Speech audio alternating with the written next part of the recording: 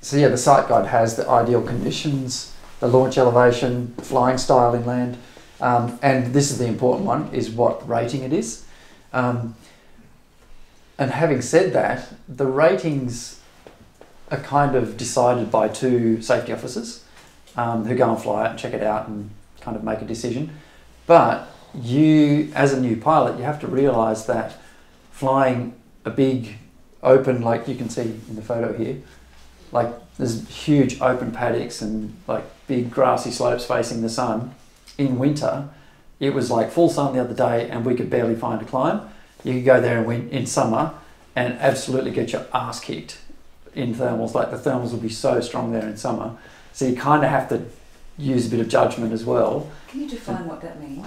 So, like I get what a thermal and all that is, but what do you mean by for getting your ass kicked? Yeah. So in summer, because the sun is so much stronger, it's like fully overhead, the ground heats up heaps more, and especially in places like this where there's undulations, so there's little areas that heat up because they're out of the wind, so they'll get super, super hot.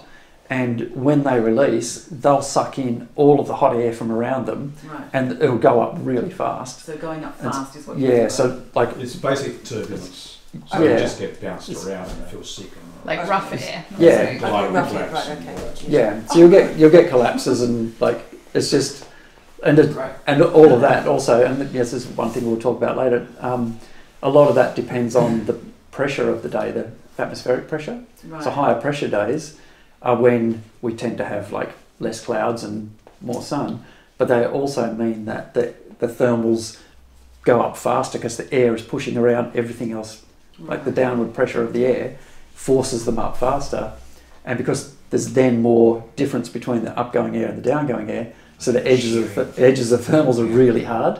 So when you hit the edge, you can be flying up in lift and 2 meters out, it'll be going, like you might be going up at 4 meters per second, that's going down at 4, so there's an 8 meters per second difference, and your glider just folds over. So, and you have to be prepared for that. But in winter, we're lucky to get 1.5 to 2 meter climbs, and you can fly out of that and it might just drop a little bit, and it's fine. So, yeah. So a lot of these sites are rated for kind of normal conditions, like, but you have to take a bit of initiative to go.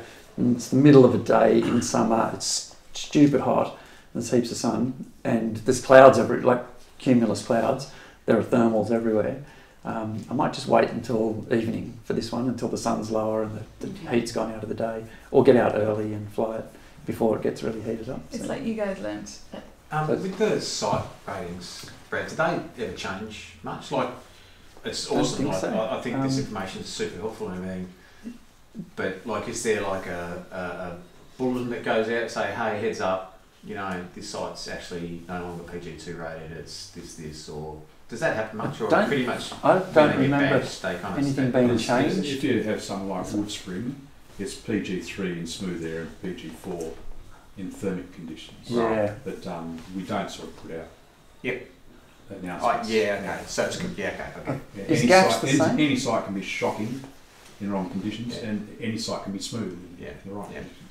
But if a site's closed or there's some kind of change, that'll normally be an announcement. Little Green is a good example, but it's actually rated PG3, PG4, and down here it says this site is rated PG4 with guidance from senior pilots. PG3 can fly there. Good XC skills are required for summer conditions as the thermals could be rough. So you can kind of infer from that that, like, you know, in nice smooth conditions, and if it's fully overcast, you know, there's not going to be super strong thermals and it'd be fine to fly as PG3 early and late in the day, but on a really hot summer's day, it's pretty rowdy. So yeah. Is there any just hike and fly ratings, Brad? So you get in the early morning, just have a rip off the top of features? No. Doesn't it's just all flying ratings? Yeah.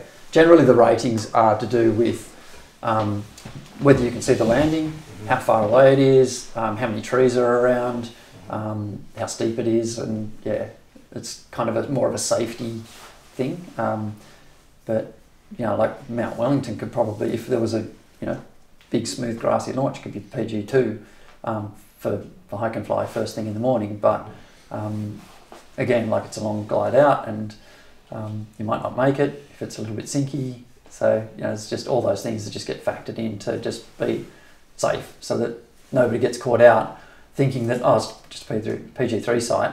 If it's just on the verge, it'll get rated PG4 just to be safe. And then kind of what happens is that safety officers might see that, you know, you're on a good wing and your skills are up and you'll get invited to fly it with supervision. But it's just like, we just do safe ratings so that people don't just assume they can go and do it because they're now a PG3, like, you know, just PG3 and still on an A glider, just might not work. So, yeah. So it's a bit kind of discretion in there. And also in here, there's the hike and fly and unrated sites. Does everyone have access to all that stuff, Brad? Yeah. As soon as you log in. And this is why, you know, like there are actually some pilots in Tasmania who haven't joined the THPA. So they're basically flying illegally because they're not PG5. If you're PG5, you can just fly wherever you want. But if you're not, you have to fly it at a rated site and you have to like fly a rated site to have insurance and fly with the THPA and stuff. But it gives you access to all of this and the WhatsApp groups that like you can actually find out who's flying and where, and so there's lots of benefits to joining. So the hike and fly thing is basically once you're PG3, there are 2 sites that you can go and fly that aren't actually rated, but they're out in the wilderness and they're amazing, and with supervision they're quite safe, and like it's just an incredible experience, and it's a really good entry to learn how to go out, and as like then once you are PG4 and PG5, that you'll have some experience out in really big mountains and the kind of conditions you can get. Which ones are they, Brett? The Sentinels and 12 trees, so they're both down around Lake Pedder and Gordon. Yeah. But you have to kind of have the chops to prove to the safety officers that you're up to it as well. Like even though you've just flipped over to PG3, people might not take you there if your ground handling sucks, and because it's a dangerous place. And like, and if something goes wrong, it's not just like, you know, if you get blown over the back of the hill, you're not just landing in some dude's paddock where we can drive around and get you. Like it's maybe like a solid day's walk out behind the Sentinels. Like I've seen some sobering video. Yeah. So people doing like remote. Yeah. So you know the pilots who are likely to take you there are also pretty kind of cautious about who they take, because you're our responsibility when you go there, and we don't want to see anybody get hurt or like end up just turning into a debacle, like with you know spending the rest of the day or 2 days. It's just a bad day. Getting people out, like getting helicopters and stuff like that. These guys didn't get badly hurt. They